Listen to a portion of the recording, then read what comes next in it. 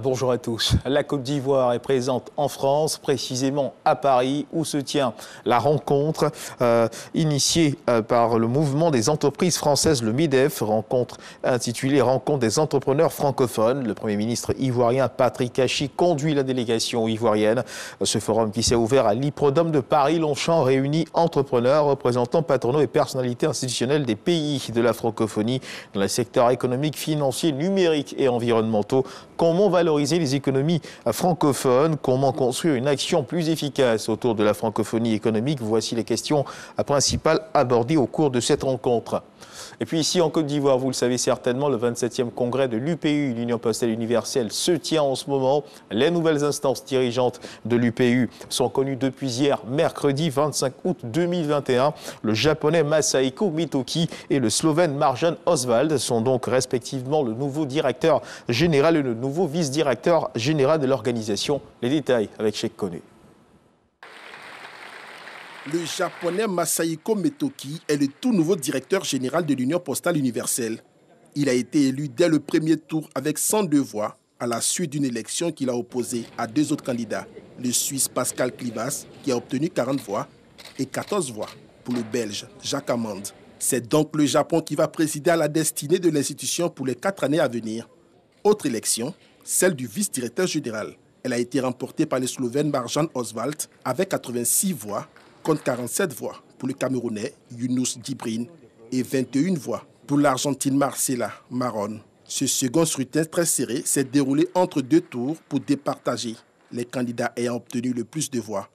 Une élection transparente selon les participants qui ont salué le bon déroulement du scrutin. C'était des votes à bulletins secrets et chacun des pays a exprimé son droit de vote de façon démocratique mais secret. Donc la Côte d'Ivoire a choisi son directeur général et les résultats ont donné que Metoki est le directeur général de l'Union postale universelle, comme tous les autres pays. Quel que soit celui qui est élu, l'Union va continuer de marcher sur la base des textes, des règles et puis des sujets à l'ordre du jour, puisque nous avons la stratégie postale d'Abidjan qui doit courir jusqu'en 2024. Nous félicitons le vainqueur et demandons là le leadership du Japon sur les questions postales à travers le monde. Nous le félicitons. Les 2 nouveaux dirigeants de l'UPU ont promis d'accélérer la mise en œuvre de la stratégie d'Abidjan pour les 4 prochaines années. Stratégie qui sera adoptée ce jeudi en plénière.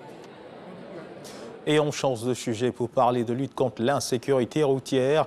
Le ministère des Transports mène en ce moment de nombreuses actions de sensibilisation pour appuyer les efforts du gouvernement. Le Conseil supérieur de l'enseignement de la conduite automobile et de l'organisation de la profession fait des propositions, entre autres une réforme de la délivrance du permis de conduire et l'augmentation du nombre de gendarmes examinateurs.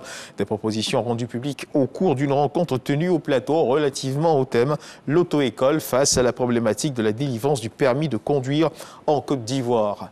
Dans l'actualité internationale en France, présidentielle 2022, les potentiels candidats se font connaître. Le député LR des Alpes-Maritimes, Éric Ciotti, a annoncé ce jeudi qu'il serait candidat à la primaire de la droite pour porter un projet pour plus d'autorité, plus de liberté, plus d'identité, des idées de droite.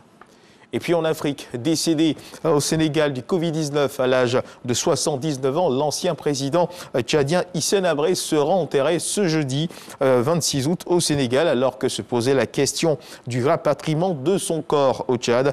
L'ancien chef de l'État habitait depuis 31 ans au Sénégal, après avoir été renversé par Idriss Déby Itno.